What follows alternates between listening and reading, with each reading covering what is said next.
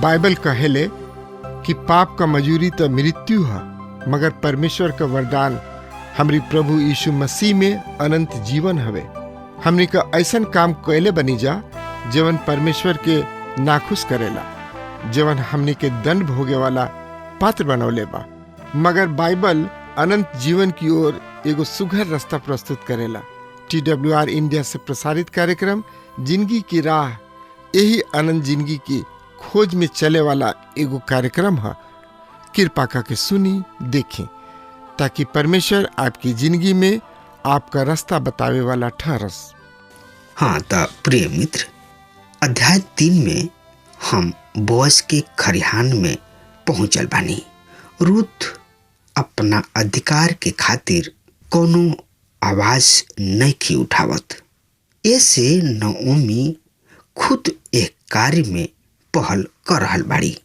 Ruth एगो असाधारण स्थिति में बाड़ी और अब ए अध्याय में का होखे वाला बा एकरा के समझल बहुते जरूरी बा। हमरा विचार बा कि यहाँ मूसा के व्यवस्था के तीसरका नियम एगो विचित्र नियम है, एकदम अद्भुत। दूगो नियम तो हम पहले ही देख चुकल बानी।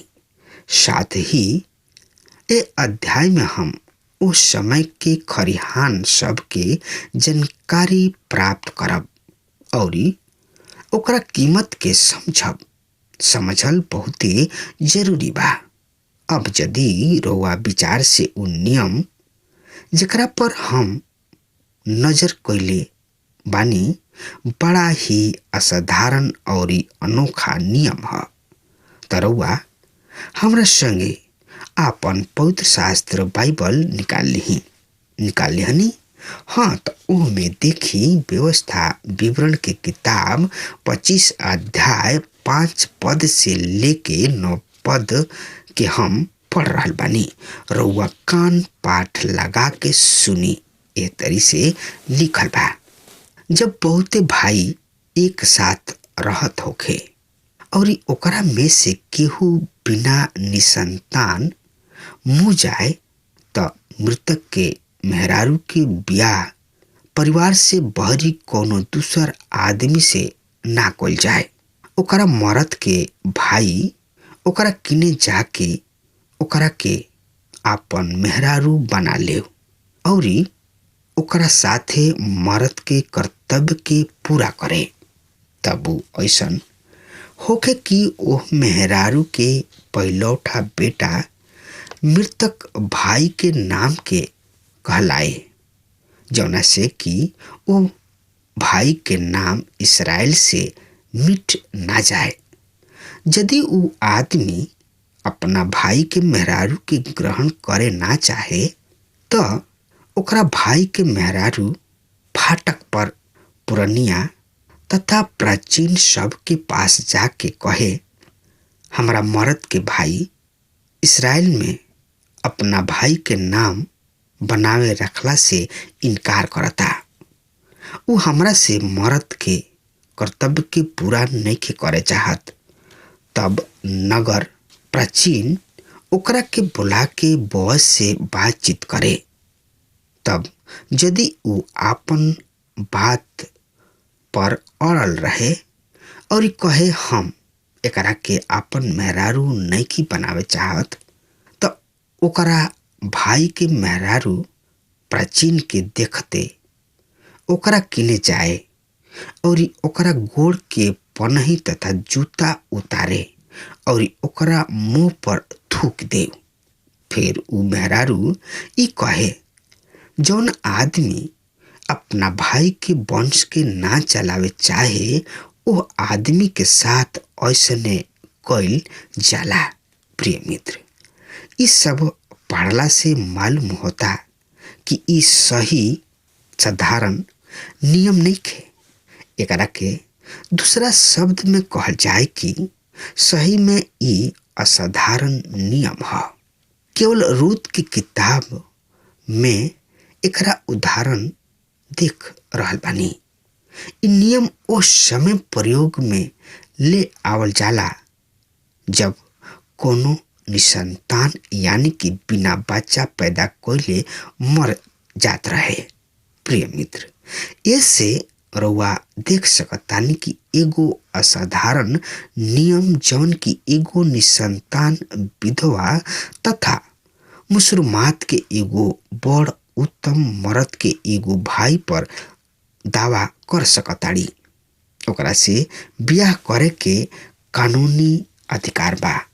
सही में अपना मृतक मर्द के नाम चलावे खातिर ई उनकर नैतिक कर्तव्य है और यह पर परमेश्वर परिवार सबके एगो बड़ा कड़ी में जोड़ रहले बाणे। प्रिय मित्र, ये नियम परमेश्वर की दिव्य नियम रहे और एकरा पीछे परमेश्वर की दुगो महान उद्देश्य रहे।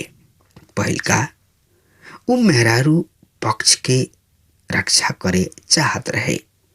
यहाँ हम देखतानी कि परमेश्वर आदमी के पक्ष में ऐसा नियम ना बनौले।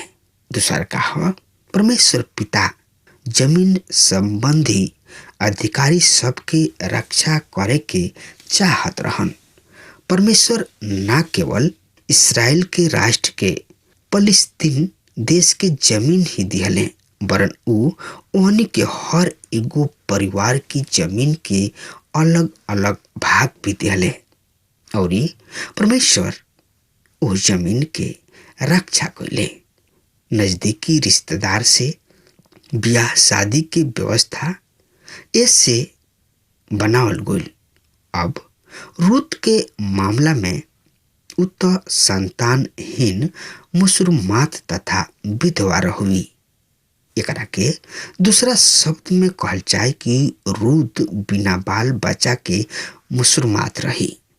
उनकरा किने कोनो संतान ना रहे और जवानी ही अवस्था में उनकर मर्द मर गइल रहे। ऐसे वो सुखर रही और जवानी में ही वो मुसलमात हो गई और जौन धन संपत्ति रूत के मर्द के रहे ओकरो के भी खो चुकल रही। बोअज के खातिर दावा करे के उनकरा पूरा के पूरा अधिकार रहे, काहे कि बोअज उनकर जमीन छुड़ावे वाला नजदीकी रिश्तेदार रहन।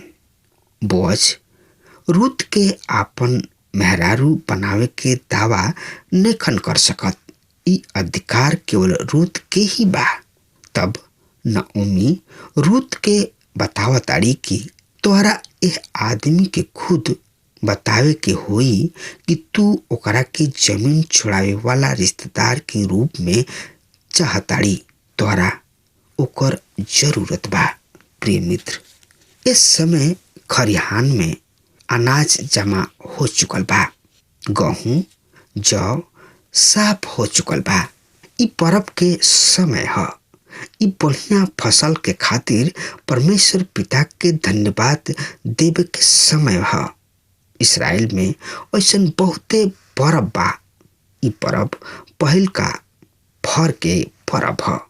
जमीन छुड़ावे वाला नियम के ध्यान में राखत और खरिहान के हृदय के बारे में जानकारी खातिर रउआ हमरा संगे आपन पवित्र शास्त्र बाइबल निकाल ली हनी। हाँ, तो ओहमे देखी रूत की किताब 3 अध्याय 3 पद से लेके 3 पद एह तरी से फिर से बता रहल बा। ऐसे तू नहा धोआ और तेल लगावा और बढ़िया कपड़ा पहिर के जा, पर जब तक उ आदमी खा पी ना चुके तब तक अपना आप के ओकरा पर प्रकट मत करिहा। प्रिय मित्र, नओमी रूत से कह रहल बाड़ी, तू धार्मिक पर्व के समाप्त होके तक इंतजार कर। ये 4 बात पापी खातिर अनिवार्य बा। पहल का कदम है तू नहा धोवा ल।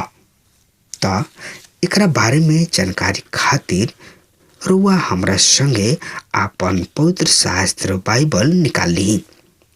तीतुस 3 अध्याय 5 पद बता रहल बा।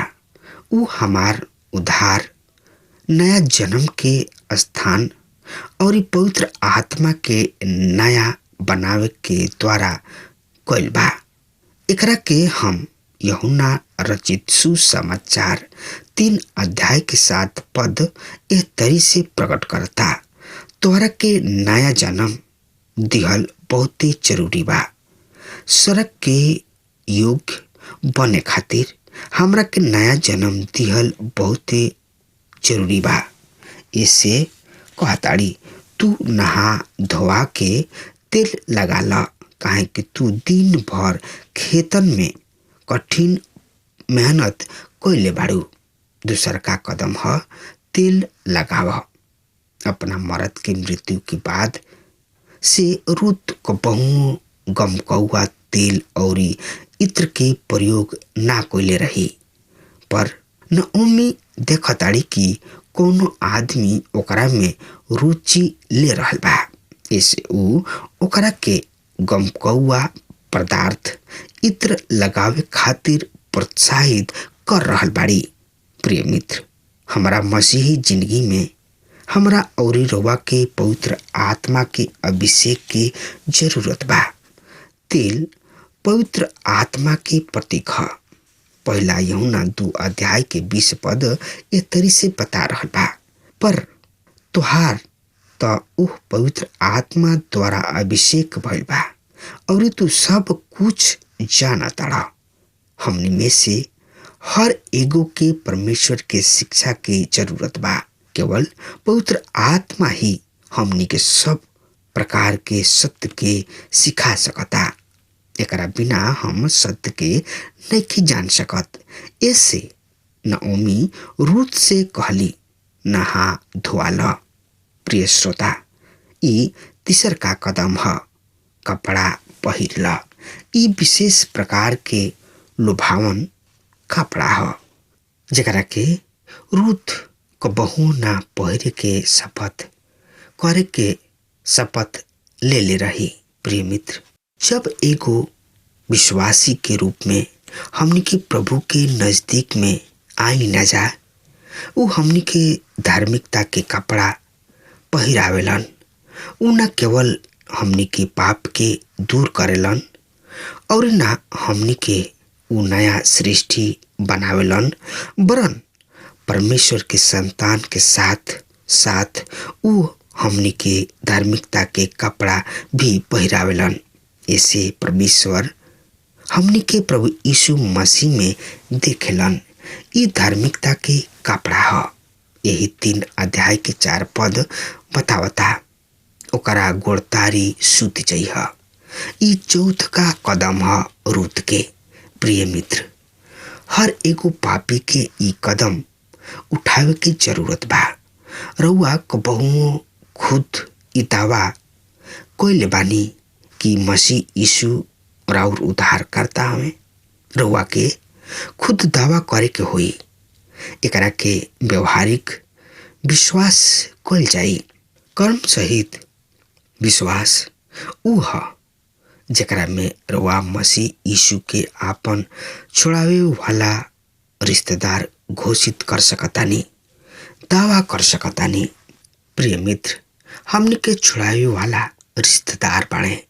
उ हमनी से प्रेम कैले और हमनी के छोड़ावे के खातिर खुद के दे दिहले। हमनी किने एगो उद्धार करता बाड़े जौन की हमनी खातिर आपन प्राण क्रूस पर दे दिहले। जे उनका से प्रेम राखेला उ आज भी हमनी खातिर जीवित बाड़े। रूत की गांव में बढ़िया नाम रहे। बहन, रउआ नगर के लोगन के नगर में राउर का नाम बा? त और जानकारी खातिर रउआ हमरा संगे पवित्र शास्त्र बाइबल से देखी। रूत की किताब 3 अध्याय 10 पद से लेके 13 पद एकरा बारे में एह तरी से बखान कर रहल बा। सुनी, हम पढ़ रहल बानी।